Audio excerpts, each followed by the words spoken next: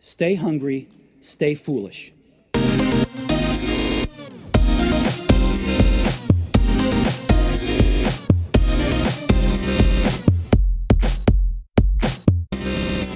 We have been spoon-fed the notion that creativity is the province of genius, of those favoured, brilliant few whose moments of insight arrive in unpredictable flashes of divine inspiration. And if we are not a genius, we might as well pack it in and give it up. Either we have the gift or we don't. Today's guest shows that simply is not true. Recent research has shown that there is a predictable science behind achieving commercial success in any creative endeavour. From writing a popular novel to starting up a successful company to creating an effective marketing campaign. As the world's most creative people have discovered, we are enticed by the novel and the familiar.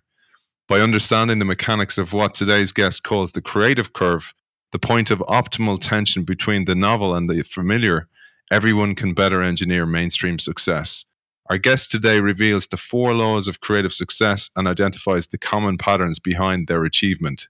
We welcome big data entrepreneur, CEO of TrackMaven, and author of the fantastic Creative Curve, How to Develop the Right Idea at the Right Time, Alan Gannett. Welcome to the show, Alan. Thanks for having me. This is going to be a lot of fun. Yeah, man, it's great to have you on the show. I was telling you off air, I got so much from this book, and I'm going to jump straight into it because I love what you did. You started the book in a way by telling us of your aim for writing this, that it did not come to you as a light bulb moment.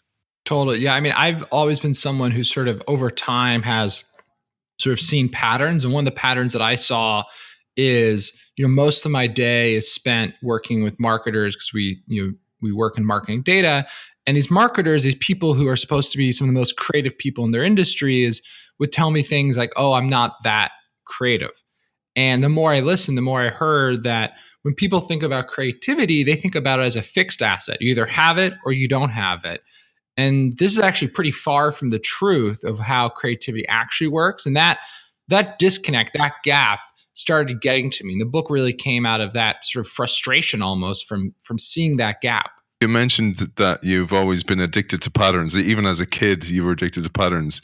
And I love how this is manifested in your life in 2 ways. One being your day job, which is you're CEO and founder of TrackMaven, which is a data analytics company. And then your night passion, let's call it, where you wrote this book and you used those 2 things and fused them together to create this new approach to creativity. Yeah, I just think what's interesting is that there's a lot of things out there that I think are hard to explain, creativity being one of them. And as humans, we have this cognitive bias, and when we can't explain things, we sort of chalk it up to mysticism, magic, natural born talent, all this kind of stuff. And, there's a quote that stuck with me. I think it was Kobe Bryant who said it, but I may be getting it wrong, which he said, it's almost offensive when people say that I'm talented because I'm the first to the practice. I stay the latest. I work the hardest. And when you talk about talent like that, it's almost writing off all that hard work that I do. And I think you start to see that pattern over and over again when you look at the creative fields, where it isn't that for some people it's super easy, it just comes to them. It's actually for everyone, even these people we think of as it being easy. The truth is that's actually not that easy. And so for me, that sort of disconnect between public perception and the reality of the history of creativity, the reality of the science of creativity, that's a big gap. That's a big disconnect. That's something I'm really, really fascinated by. You really do a lot in this book to close that gap and make people feel, hey, I can actually do this. There's a framework for me to do this now, which is often where people get lost. It's like trying to go to the gym without a program. And you've given us the program for creativity. That's a great metaphor, actually. I want to just hammer on that for a second, actually, because I really love that metaphor, because one of the biggest misconceptions we have is that we think of our brain as a fixed asset. But the reality is that, like our muscles, our brain is very adaptable. And the more you do something, the better you get at it. So there's this famous study that found that the longer that someone was a taxi driver, the larger the part of the hippocampus that's tied to navigational skills became. And the more years, the larger it became. And what they found is that when you look at bus drivers who drive the same route every day and don't have to constantly navigate, this is all pre-Uber and GPS, of course, they found is that for bus drivers, there wasn't any difference. And so what you find is there's this whole interesting research field around neurogenesis and neuroplasticity, which basically shows us that the more you do certain tasks, the more your brain adapts to those tasks. And very much like the gym, you actually get better at things. And that's so misunderstood. So I love that metaphor.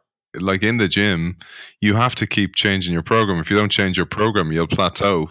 And going back to what you say, when you think of the workplace now, people put in open spaces and they think that'll make people automatically innovate. People, over to you now, we'll put in a few foosball tables, we'll put in some nice colors, and creativity will happen.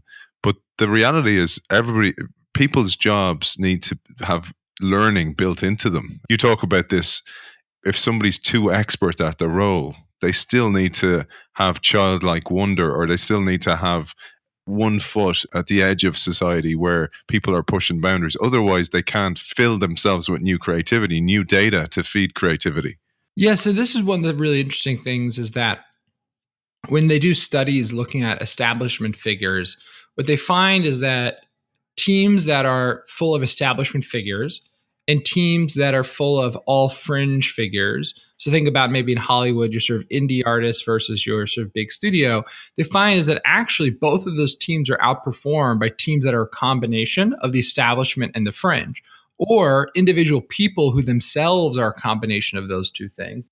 So for the book, I interviewed 25 living creative geniuses, achievers, whatever you want to call them. These were Oscar winners, billionaires, these were Emmy Award winners, Michelin star chefs. And across all these interviews, what I saw over and over again was that these people who've had these successful long careers are insanely curious because they know that a huge part of creativity isn't just skill, it isn't just craft, it isn't just reputation, but it's also adding that right touch of novelty, that right touch of a new idea to stay in the zeitgeist.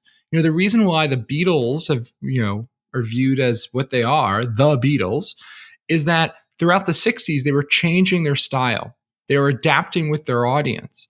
And that's incredibly important if you want to have a long, sustained creative career.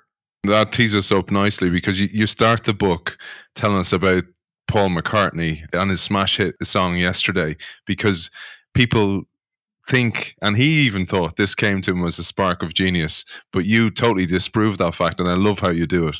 Yeah, so Paul McCartney is a really great example of the trope around a flash of genius. So whenever you hear a story of creative genius, there's always this moment of aha, light bulb moment, some big epiphany. And with these moments, what you find is that people, even the ones who experience them, say, oh, well, it's magical. I don't know where it came from. But there's a logical leap there. We don't understand it, so we say it's magical. We don't understand it, so we say it's inspiration. The reality is we actually know quite a bit about how aha moments work. So there's a lot of really fascinating research into aha moments. And basically what they are is it's how our right hemisphere processes information. Our right hemisphere processes information sort of right below the level of consciousness.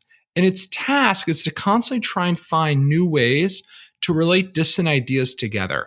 So think about like metaphors, like that's all your right hemisphere versus your left hemisphere is logical processing, very step by step, very conscious type of processing. So what's interesting is that our right hemisphere is constantly doing this work. It's constantly trying to connect new things together.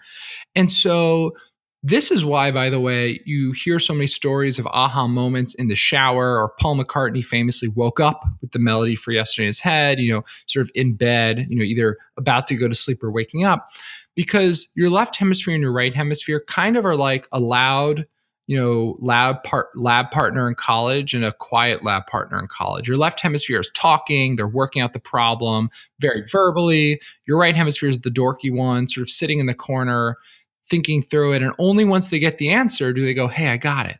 And if your left hemisphere is too loud, you won't hear your right hemisphere. So this is why we have aha moments in the shower, when we're commuting, when we're driving, when we're on a run. It's not that, our shower is inspirational, although maybe you've been working out. It's that those are moments when your left hemisphere is quiet. You can hear the ideas that have been percolating in your right hemisphere. So what this tells us is two things. One, it tells us that if you want to have aha moments, well, you have to give yourself space. You have to give yourself quiet.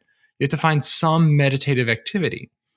But that doesn't tell the whole story, right? Because, well, Paul McCartney, wakes up like everyone else. Why did he wake up with the melody for yesterday? And this is where scientists point out, there's this quote I have in the book, which I think is really important. It's from a scientist, Edward Bowden. And the quote is, "You can't have insights about things you don't know anything about." Paul McCartney grew up in a musical household, surrounded by musical parents. He literally played in a cover band for years. So yeah, he dreams about music and we don't. J.K. Rowling spent her entire childhood reading because her parents were fighting. And then in college, she had library fines. She had so many books out. And so, yeah, she dreams about characters and plots and you don't. But, me as a social media person, like I think about social media ideas and Paul McCartney probably doesn't. So what goes in is what comes out. Our right hemisphere is constantly processing information, but you need to give it the material to actually work with. And so what you find is that when you interview creative achievers, one of the things that's most surprising is that they are consistently hyperactive consumers. And it's not consumption in a sort of social media way where it's learning a little bit about a lot, but it's very narrow. They learn a lot about a little. They've read every mystery book in the library. They've watched every movie in their genre. They've read every technical paper in their field. What you find is that sort of deep, impassioned consumption, that is what gives your right hemisphere the materials to do its job, the materials to have those aha moments. So it's not magic, it's actually just science. It totally works to your background. Like I thought this was fantastic that your skill was your passion, finding patterns in whatever you did. And then you took that, you created Track Maven as a company that does that in social media and in digital marketing. And then you went, actually, what if this was a framework for creativity? But you tell us how you deconstructed the Wheel of Fortune and your visit to the Wheel of Fortune. I'd love if you share this with the others. This is great. So for those of you not in the States, Wheel of Fortune is a game show. You spin a wheel, you guess letters. And I had this phase when I was 18 where I was like, I really want to get on a game show because it seems so easy. Like they just seem like they print money. Like how hard could it be? And so I was always sort of tinkering and reverse engineering stuff as a kid. I think that comes from being an only child of parents who worked a lot and just having a lot of time on my hands. And so I was like, okay, I'm gonna figure out how to get on Wheel of Fortune. So I applied to all these game shows, and Wheel of Fortune, I got the audition. And so you go, it's a big room, and before the audition, what I did is I watched, and I never really watched the show before, but I watched hours and hours and hours of Wheel of Fortune. And specifically, I was paying attention to the first few minutes when they do the introductions and stuff, because I wanted to see what makes a contestant. And I read blog posts and articles and forum posts about people's experience auditioning. And what I kind of teased out is they don't really care how you do on the puzzles. Like they just want people who are high energy, who can talk loud, who can enunciate, who don't mind making fun of themselves. So I was like, I can do that. So I drank a whole bunch of espresso. I went in, you do a written test. I did terribly on the written test. And then you do like a practice audition. And I got up there and I did an impression of Elmo from Sesame Street, which was really atrocious. And I had drunken like 2 espressos. I was like ready to go. And lo and behold, a few weeks later, they called me and I got a spot on Wheel of Fortune. I ended up, by the way, I should have studied the puzzles because I lost terribly on Wheel of Fortune. But I did get on. And then a few months later, I thought, oh, well, like, I wonder if I can do that again. So I applied to another game show that was on MTV at the time. And I also got cast on that. And so, if you ever want to get cast in a game show, give me a call. Nice, man. Nice. You can deconstruct that for people, which you actually do in the book. You deconstruct novels, films, etc. And we'll talk about those in a little while. But through all your passion, and this is what I was talking about that I loved, your day passion, which is your job, say data and data analysis, and then your night passion being, how do I use this? How do I point this skill that I have at something else? And that when they came together, you discovered there's patterns in creativity. You uncovered 4 laws to the creative curve. I'd love if you'd share them with us. Yeah, so let me give you sort of a high level, then we can dive in more to any of them. So What I did for the book is I approached this question of, is creativity magical, using sort of three avenues of research. One is really going through the history of creativity and genius over time. Those concepts, they've actually changed quite a bit over the centuries. Two is really digging deep into the science and the academic research around creativity. We've been studying creativity across neuroscience, sociology, anthropology, psychology. There's actually a lot of research on how creativity works. And then third, what I did is I actually interviewed these creative achievers I mentioned. So these are folks like Pasek and Paul, the songwriting duo behind Dear Evan Hansen, La La Land, and The Greatest Showman. David Rubenstein, the billionaire, Alexis Ohanian from Reddit, Nina Jacobson, the producer behind Crazy Rich Asians, Hunger Games, People vs. O.J. Simpson, Ted Sarandos, Chief Content Officer of Netflix, like this sort of eclectic mix of people. And from these interviews, what I found was that they all followed the same patterns of things they did to enhance their creativity. And some of them were conscious of it, and some of them were unconscious of it. Some of them describe what they were doing, but they weren't aware that it was a pattern. Other ones were like, I do this because someone taught me this and blah, blah, blah. And there were four patterns I saw. One, and we already talked a little bit about it, is this idea of consumption, where these creatives spend huge amounts of time consuming. It's actually really interesting because, we think of like a screenwriter is always writing, but really screenwriters might not write for a long time. They might have big gaps between projects, but consumption is very consistent. Second, what I found is that they all understand constraints. They all understand things like frameworks, story structure, story arcs, formulas.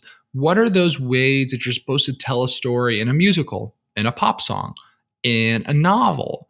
And that's really important because one of the things you mentioned is that what scientists have found is that the ideas that we tend to be most interested in are the ideas that are a blend of the familiar and the novel. They're familiar enough to feel safe, but novel enough to be interesting and new. People don't actually like the radically new ideas. We tend to find them too weird, too fringe. And so what you find is that understanding the frameworks, the arcs, the formulas, the structures, whatever you want to call it in your industry, understanding those is critical because that's what gives you that familiar baseline. By knowing what is the structure of a 3-act sitcom, that's what allows you to then create your own novel twist on a sitcom to just turn the dial enough to make it interesting. And this is, you think about Star Wars was a Western in space, for example. Harry Potter is a pretty normal orphan rising rags to riches story. It's just they're wizards. And so what you find is that the most successful creative products, the ones that have the biggest impact, are actually not the ones that are radical. They're the ones that are just a little bit radical. The third law I talk about is that these creative achievers, we think of them as these sort of solo geniuses like Steve Jobs, Elon Musk, my personal favorites, Taylor Swift, obviously. But you find that we think of them as these sort of these big names and lights. But the reality is all of these creative achievers are part of what I call a creative community. They have people around them who provide different things for them, whether it's they're giving them feedback, frameworks, giving them credibility and reputation. And we can talk about communities for hours. But the idea that creativity is a solo phenomenon is just kind of comical. I mean, Steve Jobs had Steve Wozniak and multiple employees on day one, right? Elon Musk for SpaceX hired some of the best rocket scientists. Taylor Swift has songwriters who help write her songs with her. This idea of creativity as the sort of the one big name, that's really just the result of PR and marketing. That's not how creativity really works. So you have to get rid of that internalization. The fourth and final one is that creatives know that their audience is essential to the process. They're not creating for themselves. They're creating for their audience. And so the result is that their processes are highly iterative. They want to incorporate feedback throughout their creative process because they understand their goal isn't to create something just for their own self-expression. That's something that people who aren't successful at creativity say, oh, well, I'm just creating art for myself. That's just not reality. People don't just create art to hide it in their garage.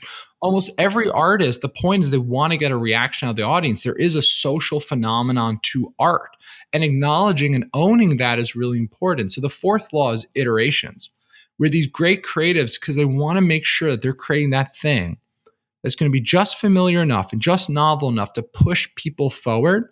They want to get feedback in their creative process to really nail it. So those are the 4 laws. It was really amazing because it was something where across all these interviews, across all these genres, they appeared over and over and over again. And I think there's something that is not out of reach, but it's also not easy. It's just, there's just a process to it. It takes work, but it's not magic. You've given us the program for the gym, for the mind gym here at the Creative Gym. But let's go back to the origin of the myth, because you mentioned there Steve Jobs, and he also said if you ask a creative person or a talented person how they do what they do, they often cannot tell you. And you say this, that some people consciously knew what they were doing. Some of the creative people you interviewed, others didn't know. But through consumption, through that driven curiosity to find out more about whatever passion they had, they automatically probably mentally embedded patterns that they were unaware of and then worked to those patterns. But you go right back and you talk about Mozart and him being one of the origins of the myths, but this goes right back to ancient Greece. It's really fascinating. The idea of an artist and a creative has morphed and changed over time, but there's pieces of today's version of a creative that started, hundreds and thousands of years ago. I mean, Plato and Aristotle wrote about sort of God's role in art and how really what an artist is doing is replicating God's work. And that sort of brings in the sort of divine elements to creativity. But actually, it's also interesting because it's also saying that the artist isn't really doing anything that magical. They're just imitating. So it actually took much later that we started developing the idea of sort of the hero artist. And really, this came to blossom during the Renaissance, where what you saw is that there was this sort of golden economic age in Italy and Europe. And what this drove was there was a huge increase in discretionary income among the merchant class who wanted to live like kings. So all of a sudden, they started buying art.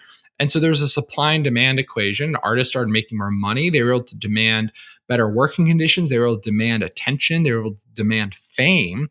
And so the idea of sort of the hero artist emerged. And Vasari, in his book that he wrote where he cataloged the great artists, really sort of set up this idea of the hero artist and the genius. And so the idea of the artist is really this social construct that's changed and morphed over time. There's been times when the word genius, for example, in the late 1800s, was a dirty word. In the late 1800s, the idea of genius meant that, well, you were out of balance. You were so good at one thing, you must be terrible at everything else. So there's actually this movement towards sort of propping up the average man. The average man who is average at everything. Well, that's actually a model citizen. We don't want these crazy geniuses. And that sort of went away in the early 1900s, but there's still elements of that, right? There's still elements of the crazy genius. When we talk about Steve Jobs and Elon Musk, we like to highlight their sort of the zaniness of them. And that's part of the story. That's part of the myth. And so the idea of a creative genius seems so obvious to us today, but it really is actually a social phenomenon. And it really is this construct that's morphed and changed over time. I mean, right now, we're actually seeing this literally right now where, in the 90s, songwriters who would write for pop musicians were encouraged to not, were asked basically not to put their names on things. So, let's just pretend that the pop artist actually wrote everything. Now we're seeing this movement towards famous songwriters, people like Max Martin and Benny Blanco, who are like, no, my name's going on and people are going to know who I am. And they're starting to build their own name recognition for themselves.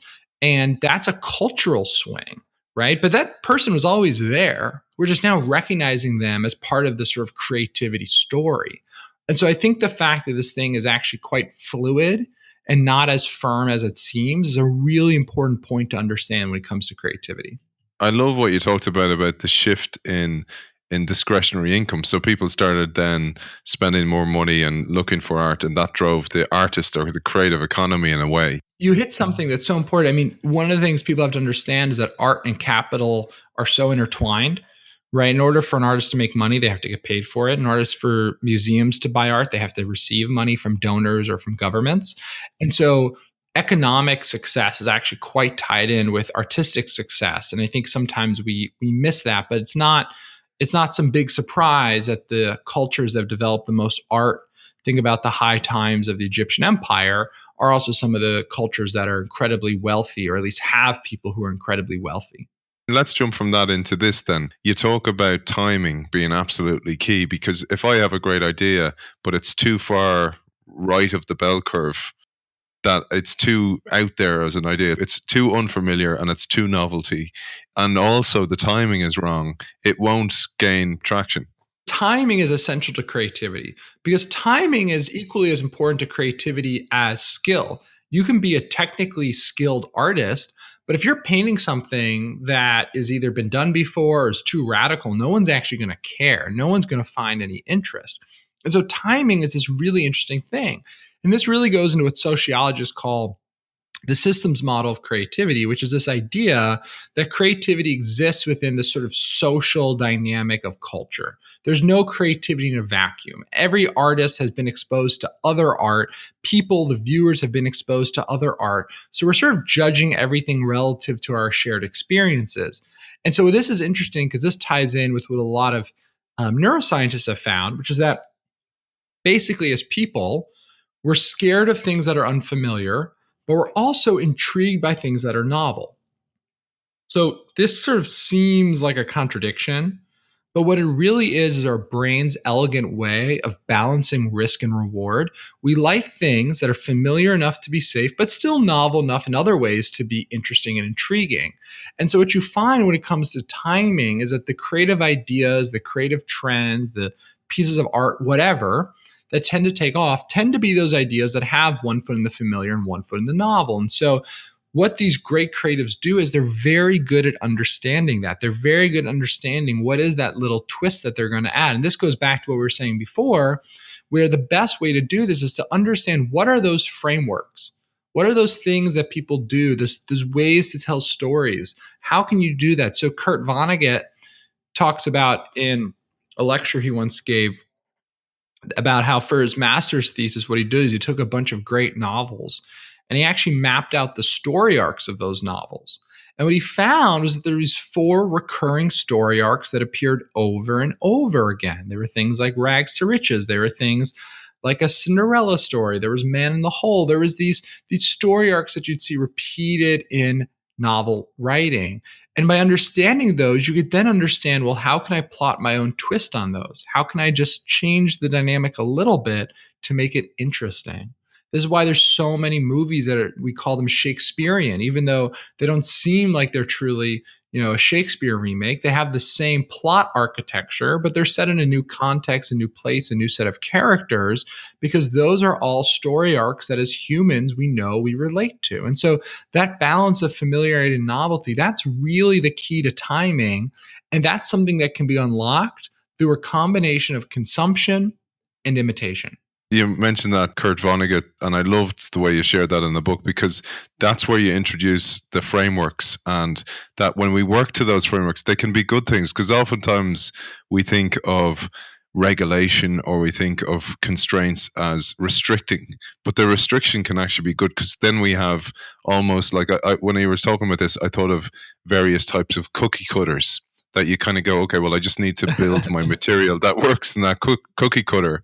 And that's a really good way to create, because having the limits actually means I have something to work towards. And it's, again, kind of like a similar analogy to the program. I know I can only train for an hour a day, so I'll work hard within that hour. The thing that's important to understand is that this also works in sort of subtle ways. Like, no one wants to watch an 8-hour movie with no protagonist. Right? Like, there's a certain sort of form to art that we sort of expect it in.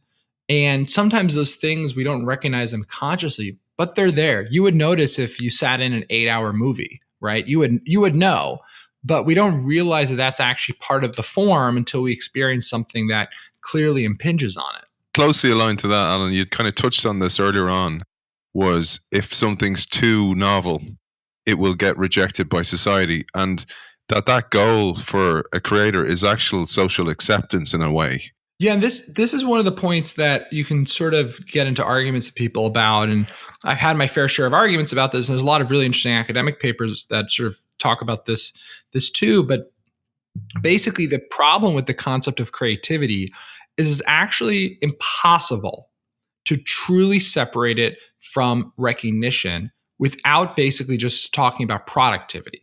Because recognition doesn't have to be a big group, right? You could have a niche community that's really excited about something. Like you could have people who like to knit being really excited about some new knitting design. So it doesn't have to be big. But for something to be deemed creative, what academics say is that it has to be deemed both novel and useful. It has to be both new and useful, new and valuable. And so useful and valuable, well, value is a social construct. We have to agree that something is valuable for it to be valuable. So if a bunch of art critics say, oh, that's cool, well, then it is cool. Well, can something be objectively cool? No, right? We have to, as a group, agree to label things as valuable. And thus, we have to agree to label things as creative. And so social recognition from a group, big or small, is inherently intertwined with creativity. Otherwise, you're just talking about productivity. We need to win over two types of people here, the gatekeeper and the individual. I'd love if you shared that with the audience. What's interesting when you talk about social recognition is that it's one of the key elements to that is you have to have the opportunity to get recognized. And so that opportunity to get recognized is actually where a lot of creatives fall. Because what they don't do is they don't learn how to promote themselves, how to gain access to the gatekeepers who are changing, by the way, because the internet, it used to be with music, it used to be the record labels. Now it's the people who curate the Spotify playlist at Spotify, right? So it's changing. They're not going away, but they're changing because you need that opportunity to gain recognition, to actually be recognized. And so there's sort of multiple actors within the idea of creativity. There's the gatekeepers and there's the individual, and they all sort of interoperate and interplay. And so that's one of the things that actually is also why you see that creative fields are actually some of the least diverse. This is sort of counterintuitive. We think of creativity as progressive, but as we sort of seen over the last 2 years with Me Too and Harvey Weinstein, there's sort of a reckoning going on because Hollywood has traditionally been actually very undiverse. And the reason why is there's a lot of studies that show that we like to mentor, sort of take people under our wing who look like us, talk like us, think like us, have similar backgrounds. But since that human and social element to creativity is so important, that actually makes creative fields less meritocratic, which is really interesting. So even though we think of creative fields as inherently liberal, inherently progressive, Hollywood up until recently was actually somewhat, not politically, culturally a conservative area, a conservative field, a conservative art. And that is actually a really important thing to understand if you want to change how creativity works. And that's such a valuable point because you talk about mentorship and you talked about the termites. These were the group of kids who were studied for IQ over their lifetime. And it wasn't just their IQ that was the measure of their success, it was their nurture. So it was how they were actually given opportunities throughout life. And this tied really strongly to the idea of mentorship as well. It works both ways. So there's this famous study done by Lewis Terman where he surveyed these kids for genius level IQs, and there was about 2,000 of them. He called them his termites, which is kind of creepy, but whatever. And he sent them a survey every 5 years about their life and their trajectory and all this stuff. And he eventually died, but his proteges kept doing it. And what was interesting is what you find is that IQ and creative success are actually relatively disassociated. There, in those 2,000 kids, there was no one who became a household name. There was no one who became super famous. There was no Nobel laureates. In fact, the only 2 children who were tested and later went on to become Nobel laureates were 2 kids who didn't make the genius cut. And so it's not just about IQ. It's not just about raw talent. There's a much broader set of things that come into play. And I think this is why a lot of people get stuck. They say, "Oh, well, I'm talented. I'm a good painter. I've practiced for so long. I just need to make it happen. I just need I need luck." It's not luck, right? It's being at that right place at the right time, knowing the right people who are able to help you get that social recognition. This is why being amidst people, and you call it clustering with people who are like-minded creates this kind of overspill of creativity. Yeah, so there's a bunch of really fascinating research. Richard Florida popularized it all around. His sort of thing is the creative class. And basically what sociologists find is there's this effect where the denser the people are, the denser creatives are, the more productive they are. So it's not just, okay, within 10 square miles, how many creatives are there, but how closely packed are they?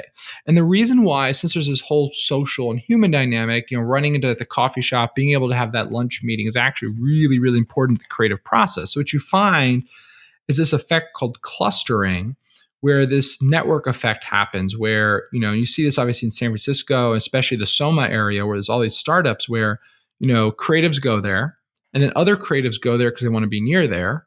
And that makes them more productive. So the area becomes even more in demand. So even more people go there. And this clustering effect is very real. And this is why, if you want to break into art, if you really want to break into art, you actually have to move to one of the key art capitals of the world. If you actually want to break into fashion, you have to move to New York, Milan, Paris, London. Like, you have to do it. And even with the internet, even with Skype, even with video chat, that's not really changing. You still have to do those things. And so I think people really sort of, on one hand, understand that. They understand the idea of, well, I have to move LA to make it, but they don't quite understand all of the reasons why.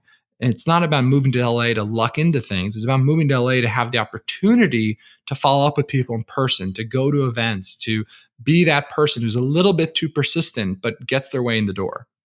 I love that. It's kind of like forced serendipity in a way, Yes, to actually give yourself the opportunity. Great yeah. term. So let's move to creative curve, because we're going to run out of time. And this is beautiful. I love the way you've used this. You've created this idea, and you talk about the idea of falling in and out of popularity or in and out of style. And for this, you use the Lisa test. Let's share that with our audience. Sure. So one of the things when it comes to creativity, it's important to understand is that things do become popular and then become unpopular. And so an example I give in the book is I tell a story about how when I give talks, I ask people to name famous Lisas. Who are some famous Lisas you know? And I always get usually these four answers: Lisa Lampanelli, Lisa Kudrow, Lisa Bonet, and Lisa Lampanelli. And I ask people, okay, what do all these women have in common? And usually there's some smart ass who says, oh, well, they're all women or they're all famous, which are bad answers. The true answer is that they were all born in the 1960s. And why that's interesting is that for almost every single year of the 1960s in the United States, the name Lisa was the number one name in the entire country. Like, everyone was naming their girl, their baby girl, Lisa. By 2016, it had fallen to the 833rd most popular name, and there were only 342 baby girls in the entire country named Lisa. The entire country. So where did all the Lisas go? That was the headline in a New York Times article, which I thought was awesome. And so what you have to understand is that things eventually fall in. As they fall in favor, they also fall out of favor. And this is because of that idea of familiarity and novelty. Well, eventually, as something becomes permeating into our culture, it becomes overfamiliar. And so it used to be that right blend of the familiar and the novel starts to become too familiar. So we start to get disinterested in it. We start to move on to that next thing. And so it's actually really interesting. So scientists find that there's basically this upside down U-shaped relationship between exposure and familiarity and preference. So when we first are exposed to something, we don't really like it. We think it's too new. Then the more we see it, the more we like it, up until a point. Then we get bored of it. Then the more we see it, the less we like it. So you can kind of think about it as an upside down U. And so in academia, this is called the inverted U-shaped relationship between familiarity and preference. And I rebranded that the creative curve because #marketing, and that would be a bad book title. But that understanding is actually critical because that's what drives so much of our culture, is this tension between familiarity and novelty, and this resulting U-shape you see with really any trend. Yeah, and this is where you introduce the mere exposure effect, and some of our audience may not be familiar with that. And I love the way you explain this, Alan, from the perspective of racism and how our brain works from a neuroscience perspective. Yeah, so basically, like I said before, there's these two urges, right? We crave the familiar for the safe, and we crave the novel for the reward and the potential sort of excitement. And basically, this tension comes from these two different biological mechanisms. One is that we're wired to fear the unfamiliar, right? Think about when you were a cave dweller. You didn't want to go in the cave you've never slept in before because who knows what's in there? You might die, right? This is also a big part of the racism. So what you find is that when you expose people to faces of people from different races in an academic setting, what you find is that over time, they get less afraid. It's not actually that they like that person more, it's that they're less afraid. So familiarity breeds safety. Familiarity breeds safety. So that's one of the forces behind the creative curve. The other one, novelty. What's interesting about novelty is that the reason we crave things that are novel is that things that are novel represent potential reward. Think about if you were a hunter-gatherer and you saw some weird berry in a field. Well, you'd go, oh, this berry could be my next meal. It could be delicious. But if that berry was too new, if it looked too weird, you'd go, oh, I probably shouldn't eat that. So that tension between the familiar and the novel, that's what it's all about. And to wrap this all together, you tell us the story of Ben and Jerry's, because you really frame the entire creative curve within the work they do. And it'd be great to share that with our audience. Yeah, so I end the book with a story about how I spent a day with the flavor team at Ben and Jerry's, which is like amazing. By the way, best job in America. Somehow they're all skinny, which I'm like, think is very suspicious. But anyway, they every year have to come up with 8 to 12 new Ben and Jerry's flavors. And what I thought was so interesting is that how they do this is really following those various steps, but they do it at an institutional level. So throughout most of the year, the team is actually just actively consuming, sometimes literally, pun intended, but they're doing these things called trend treks where they go to different cities, they try restaurants, bars, they see what ingredients people are making, they're reading all the food magazines, they're on Instagram, they're seeing what are the trends that are sort of percolating up. Then what they do is they have a set of constraints, a set of things that define what can be in Ben & Jerry's. They have nutritional constraints, they have ingredient constraints, they have manufacturing constraints. And using those ideas from all their consumption, they come up with a list of 200 ideas of things they think are that right balance of the familiar and the novel. 200 ideas. They then chop up the list and they send a survey to their email newsletter subscribers that has 2 questions per flavor. 1, how likely are you to buy this flavor? And 2, how unique it is, which is basically how familiar is it and how novel is it? Because you would think just ask people how likely are you to buy. But if you just ask people that, you'll just end up with all brownie, cookie, caramel, crunch flavors, right? So if you want to have a brand that's pushing forward, you want that tension. You want that tension between present commercial viability and novelty, because that's what's going to make you innovative. Then they release a flavor and then they collect feedback and they iterate.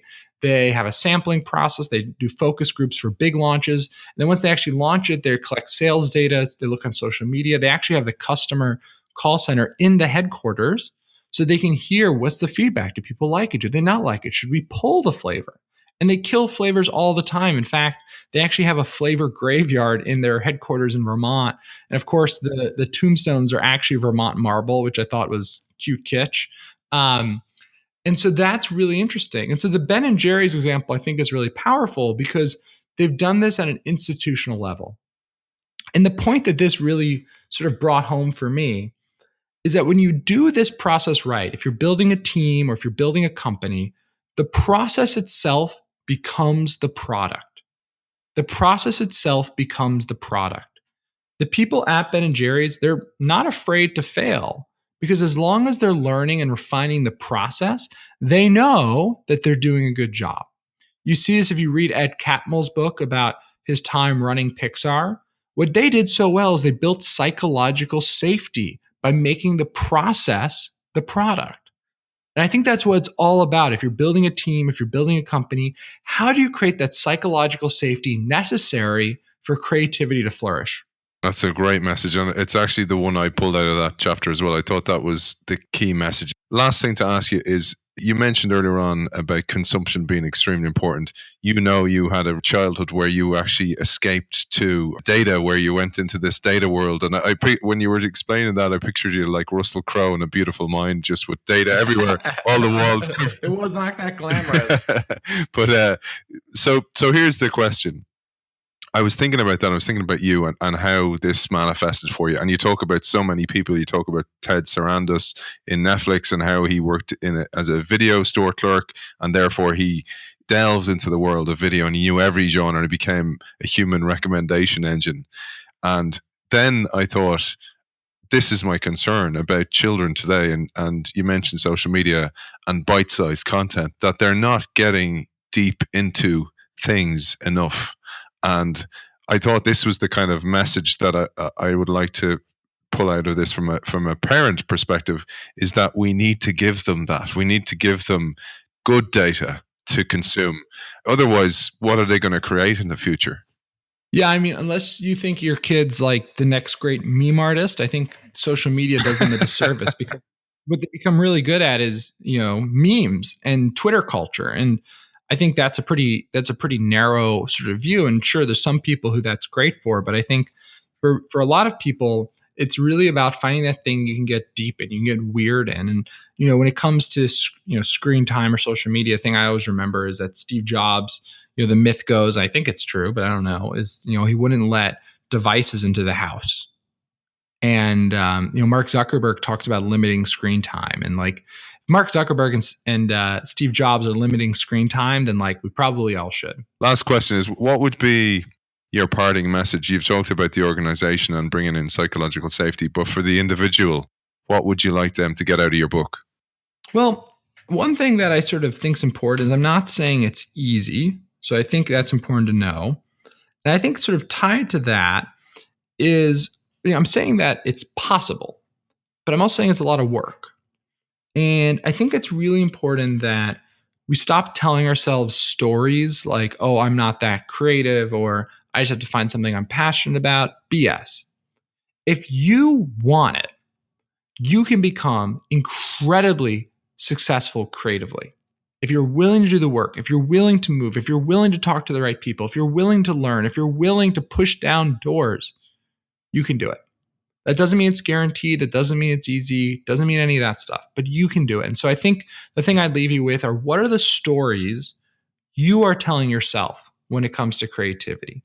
What are the things you've internalized when it comes to creativity? And how can you question those? And how can you break those down? And how can you really start from scratch and really look at yourself and say, what are the things I want to become great at, and actually go and become great at them? Where can people find out more about you, Alan, and your book? Yeah, so the book is thecreativecurve.com, bookstores all around the world. And then my website is Allen, ALLEN.XYZ. Brilliant. CEO and founder of Track Maven and author of the fantastic The Creative Curve, How to Develop the Right Idea at the Right Time. Alan Gannett, thank you for joining us. Thank you.